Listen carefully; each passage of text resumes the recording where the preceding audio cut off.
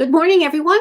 It's Carol Lourie, Empowered Against Recurrence, and I am here today with a dear colleague, Vanessa Nixon, who is a traditional naturopath and has a really amazing story of healing and perseverance to share with you all. Welcome, Vanessa. Thank you so much for taking time to be here with us. Oh, thank you so much for having me here. I'm really delighted to be speaking with you today. So tell a little bit about your story. It's a really fascinating story filled with your experience of how to overcome a lot of obstacles. Yes, I have, and thank you for allowing me to share my story here. So my own healing journey began many years ago when I was actually a young woman. And I was one of those kids who grew up eating junk food, eating processed packaged foods, which I now don't even consider food. They're like food-like substances, really. And so by the time I was a teenager, I was catching every cold that came around. And soon those colds were going deep into my chest and turning into bronchitis. And that whole process each time would take about 8 weeks from catching a cold, developing bronchitis, and recovering. And that was happening about 4 to 6 times a year. So when you do that, the math, really, I was sick all the time. And so in Chinese medicine, that kind of illness, the lungs, it's connected to grief. yes, definitely. Yes. I made that connection later in life. So that went on for a period of years, probably 6, 7, 8 years, until my early 20s. And my mother had been a nurse. And so I was pretty deeply entrenched in the conventional medical model. And by the time I was in my early 20s, I had been prescribed daily antibiotics. Oh my goodness. I was just sitting here thinking, well, you must have been on antibiotics a lot, and what was going on with your poor gut? Exactly. By that time, my gut flora was decimated, my immune system was decimated, and it was just a downward spiral. And it wasn't until a friend of mine noticed I was taking antibiotics all the time and asked me a question, about like, why is this happening? Why are you doing this? And I told him the story. And then he asked me this question nobody had ever asked me before in What was all that? years of chronic illness. That question was, is it helping? That simple question, is it helping, was actually what started my journey of healing myself of chronic illness. Because when I stopped to think about it, I had never even asked myself that question.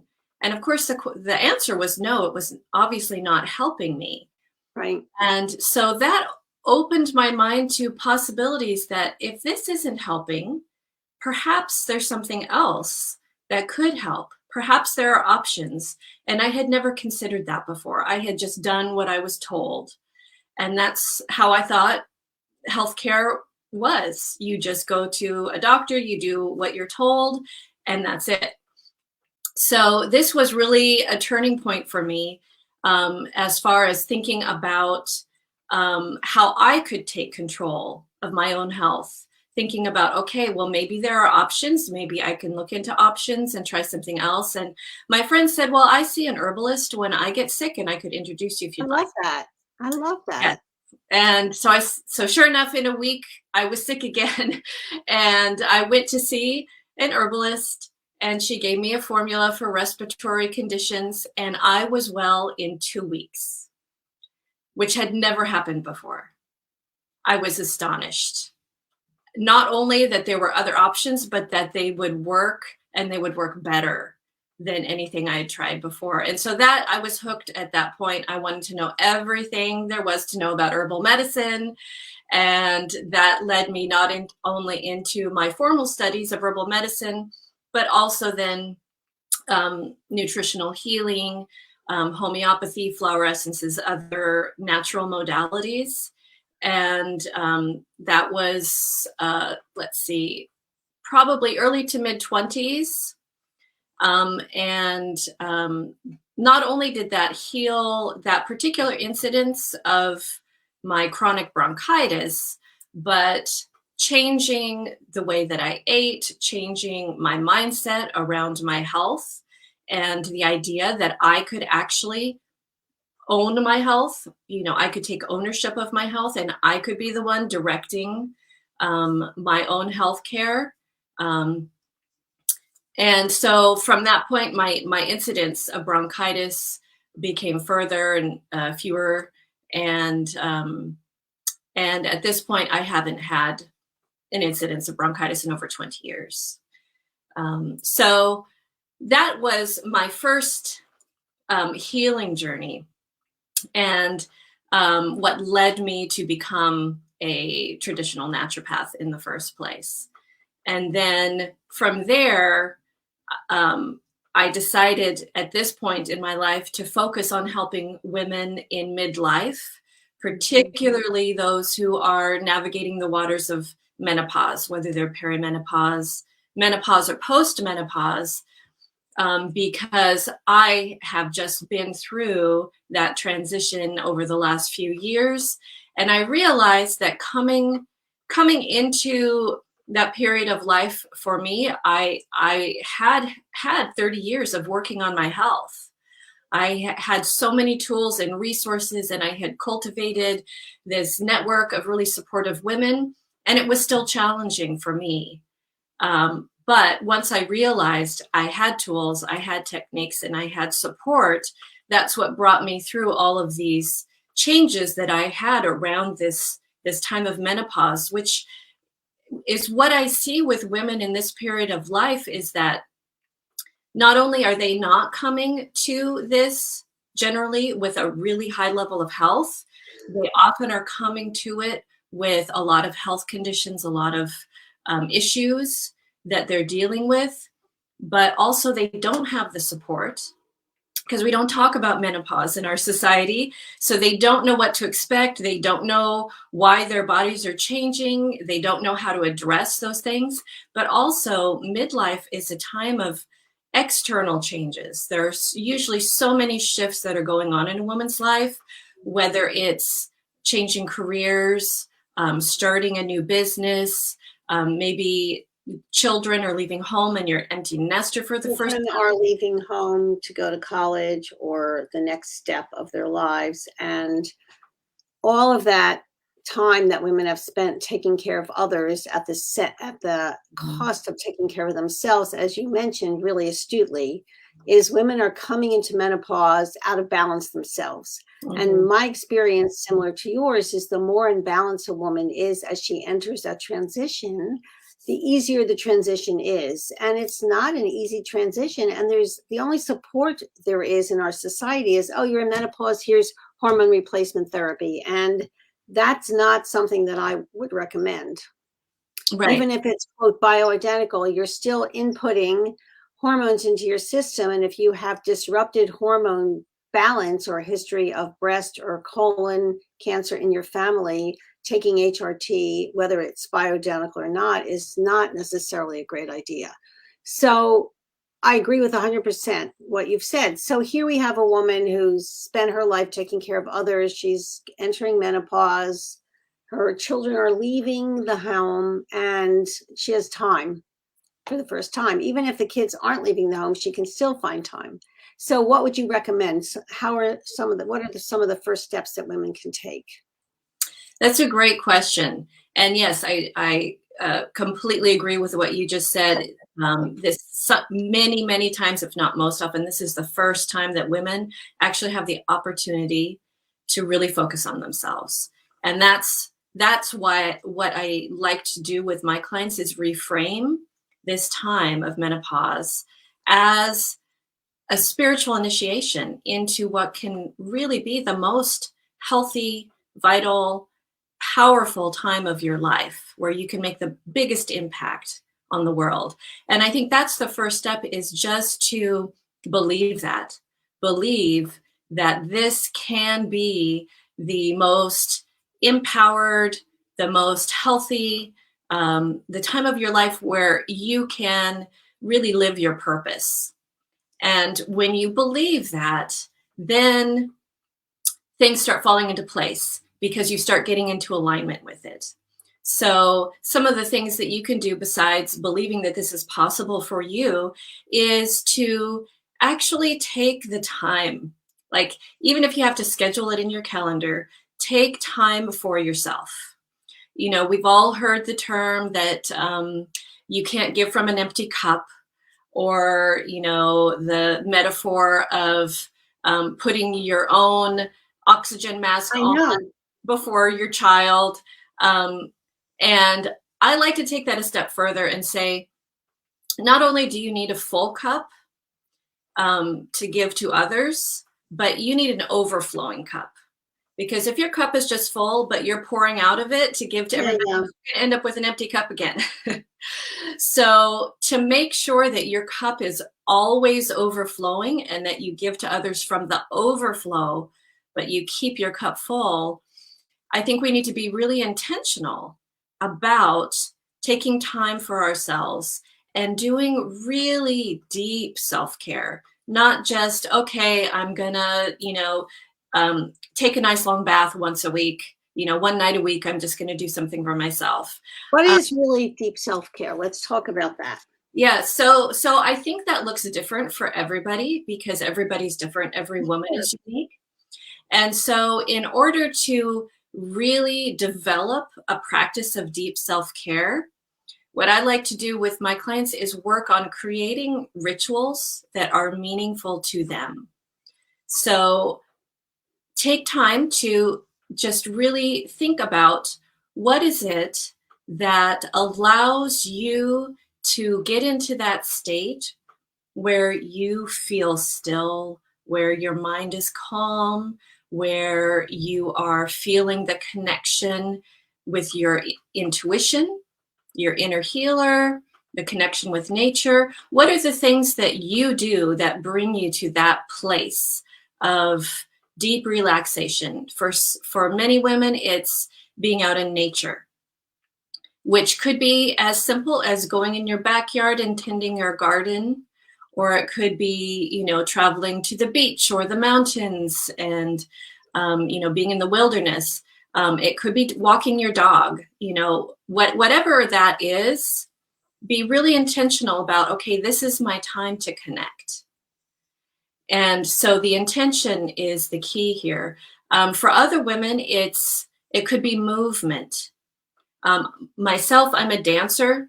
Oh. And I'm actually a professional belly dance instructor. And one of the reasons that I love belly dance is because it's all about women's empowerment. The moves are designed to help a woman's body go through these transitions that she needs to go through in her life. So, but whatever form of movement feels really good and nourishing to you, whether it's yoga or whether it's a form of dance or whether it's just walking, again, being intentional about using this movement as a form of meditation. We tend to think that meditation is, doing a guided visualization or, sitting in a yoga pose and being still for, 20 or 30 minutes. And those can be wonderful forms of meditation, but they don't have to be that. It could be Exactly. movement, like I think a lot of women are too agitated to sit still in the beginning when they're first recovering their health, and there's too much chaos in the mind and it's too difficult. And meditation doesn't have to be this serious thing where you're sitting still and you're breathing and your eyes are closed. I mean, I don't think anybody needs that. I love what you're saying, that there are very different forms of, the whole purpose of meditation is to get connected to yourself and calm your mind. And doing that through, I love this, belly dancing or yoga, or I often say Tai Chi or Qigong, walking the dog. There is no one way. And if you're too, I use this word utzt, which I made up. It means agitated, anxious, upset, and out of sorts. If you're too utzt to sit still, calm yourself by one of these suggestions that Vanessa is mentioning. And I think it's a really wonderful way to help you get connected to yourself. Yes, yeah, definitely. That's the key, is connecting to your intuition. And for me, the next key is to be in a receptive state, to actually listen to what's coming through. And as you said, in our society, we're so busy, our minds are so busy, we're stressed, we're upset. And a lot of times that intuition is coming, but we're not receiving it. We're not allowing it. We're not being in that, we're not using our feminine energy. We all have feminine and masculine energy, and the masculine is all about doing, being productive, getting the stuff done. And we all need to do that. But on the other hand, at the same time, we also need to balance that with the feminine energy Mhm. of receiving, of allowing, of listening and nurturing, allowing ourselves to be nurtured. So I think that's the next key, is to allow the intuition to come in and to listen to what that intuition is, because sometimes it's not what we think it's going to be. Exactly. And you may not like what comes up. Right, exactly. And so trusting, building that relationship with our inner healer, our inner wisdom, our intuition, so that when we do hear it, when we're listening, when we're allowing and we receive it, we trust it. Even when it's not what we want to hear, we trust that, okay, my intuition, my inner wisdom actually does know what's best for me. And even if it's not what I want it to be, I need to trust that that is the best thing for me right now, because I believe we always know. We always know intuitively what's best for us, what's the next best step. Our intuition can lead us to our next best support system, whether that's a healthcare practitioner or, a friend or a family member, Or or leaving a relationship that is what I call blurry boundaries, where it's sucking all the energy out of you. I mean, it's also about making tough decisions. Like you might have a best friend that the relationship is no longer serving you. Mhm. And you realize that it's sad, but I need to let go of this person. Absolutely. Absolutely. I've had that exact experience. I had a best friend for 20 years, and I realized that the friendship was her venting all of her negativity to me every Ugh, day. And I realized I couldn't continue to work on my health and be healthy and be in a positive state of mind with all of that negativity coming to me every day. And while I love this person, I just couldn't continue the relationship and in that form. right. So yes, it is about making hard decisions sometimes. And again, our intuition, when we listen to it, it's right every time. And I think the next part of that is discernment, is discerning what is intuition and what is the mind chatter, Very good. fear. Because a lot of times when we're listening, what we're listening to is our mind and the fear-based chatter that our mind is constantly feeding to us. And so being able to discern what is coming from fear and what is coming from intuition is really important. And how do you do that? That's a great question, and to be honest, I'm still learning. And I think it's a refinement that we continue to be on this journey of refining throughout our lives, refining that discernment. For me, as an empath, it's been really, really difficult because I tend to take on other people's emotions and feelings, and so that's where it started with me. Um, is gaining tools to help me discern what is mine and what is others. And so that has also really helped me to then refine what is my mind and what is my intuition. And the biggest help, the biggest tool that has helped me to do that is to just ask myself anytime I'm feeling something, is this mine? Who does this belong to?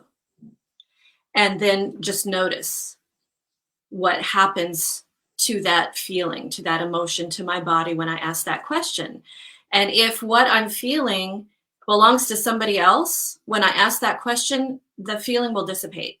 And this could be an emotion, or it could be an actual physical feeling. I've actually taken on other people's physical ailments. And when I asked myself that question, they dissipate. So that's if it belongs to somebody else. But if you're wondering, if you're thinking, if this, the first step in getting in touch with your intuition is that you need to clear out all the garbage and the papers on the path, so to speak, so you can be calm and hear what comes up. But when you do that, and as you said, you need to discern between intuition and something else. It's often fear-based. How do you discern? How can you tell the difference from those two? Yeah. So one of the key things to remember here is what I found is that intuition drops in like an insight. And often when I'm not thinking, drops in like a what? An insight, just an insight, an instant insight. And often when I am not thinking about the question at hand, it often drops in after a meditation, after a belly dance class, after I'm listening to music and doing the dishes and just dancing in my kitchen and not even thinking about the issue at hand. Suddenly, all of a sudden, I just have this inspiration that, oh, this is what I need to do. Oh, this would feel really good in my body. This is what my body loves. It's just those moments of inspiration that come in when you are happy, when you are doing things that you love to do, and your mind isn't in that cycle of mental chatter. When, on the other hand, when I'm really focused on, okay, I've got this issue, I don't know what to do about it. Do I go this way? Do I go that way? I'm researching, I'm looking for answers, and my mind is just like going on this hamster wheel. None of the answers come to me when I'm in that state. You can't force an answer. No. And that's why I say it's like it just drops in on its own. And so for me, that's when that's the discernment for me.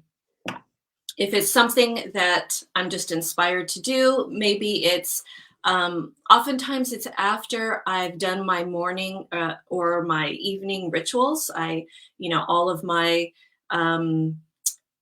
my little meditations that I do, I create rituals around so that I really look forward to them, and I do them every day.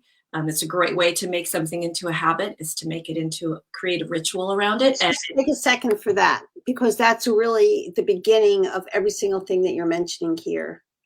Mm-hmm. Is in our society, nobody talks about starting the day with ritual. You start the day, you wake up, you go to the bathroom, maybe you shower first, but then you're in the kitchen drinking coffee. You've already started off in a way that's not going to serve you long-term for the day. So yes, you get up, you go to the bathroom, of course, maybe you drink some green tea, and that's fine if you're intermittent fasting. And then you spend time in preparing your mind and your body for the day. It's sort of like preparing for a marathon. You have to work out in order to get to the next level. And each day has the potential to be really wonderful, but we need to prepare and get our mindset ready for it, because the mind is already out of control.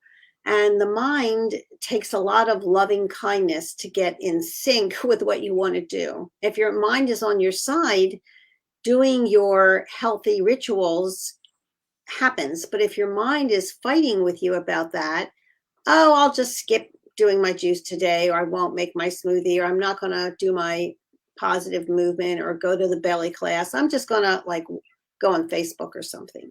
So how do we encourage women to start the day, as you mentioned, with the morning ritual? That's a great question.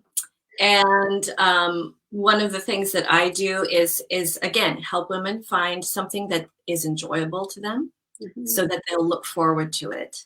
That's And the I key. find then that when women wake up in the morning, they are excited to actually do their ritual. So it's unique to every woman, again, because we're all different. So finding that thing that's going to really excite you, that feels so good in your body that you can't wait to do it, whether it's in the morning, in the evening, in the afternoon, whenever you can fit it in. Personally, I like to fit in little rituals throughout the day so that it breaks up my days, and so that I'm constantly reconnecting.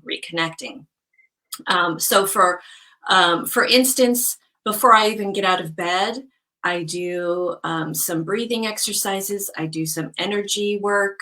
I do lymphatic massage. I do Oh, some stretching. And then I get up, and all of those things make my body feel so good and so energized that I'm almost addicted to them, because if I don't do them, I notice a huge difference that day. well, that's a healthy addiction Yeah. because it's addiction for health. And everyone, you can see the glow that Vanessa's face has. And this is a glow of vibrancy and health. And it's not makeup. So it's because she's connected and she's moving her body in a healthy way, and she's done a lot of inner healing. And that's when that glow comes out, which is just wonderful to see. Oh, So thank you so much. thank you for being here and sharing. So how can women reach you, Vanessa? Thank you for asking. My website is Herbs of Grace Healing Arts. Herbs of Grace Healing Arts, Mm-hmm. ARTS.com. ARTS, yes. .com. And right on the homepage, I have a free gift called Goodbye Hot Flashes, Brain Fog, and Insomnia Checklist, because those are some of the most common symptoms women have in midlife. And it's just a really easy checklist of natural things that you can do to address those symptoms, as well as other symptoms you might be having during the menopausal journey. And that's absolutely free. So that's a great resource. I also have a Facebook group called You Can Feel Marvelous in Midlife Naturally. And so that's just a really supportive place where we gather and give lots of natural techniques and tools and support. Well, that's really wonderful. And I know my community is on the same wavelength as you are with all this natural approach. And I encourage everyone to check out Vanessa. I put her contact information in the comments over here. And Vanessa, thank you so much for your time and energy. And your interview is going to be sent out to the members of my Empowered Against Recurrence program. And I'm going to be posting it on my YouTube channel. So thank you again. And ladies, embrace what Vanessa is sharing with you, because it is the path of healing, and it will help you have that beautiful glow that Vanessa does. Thank you so much. It was delightful to speak with you today. Ladies, it's Carol Lourie signing off for now, and there'll be more tomorrow. Have a lovely day.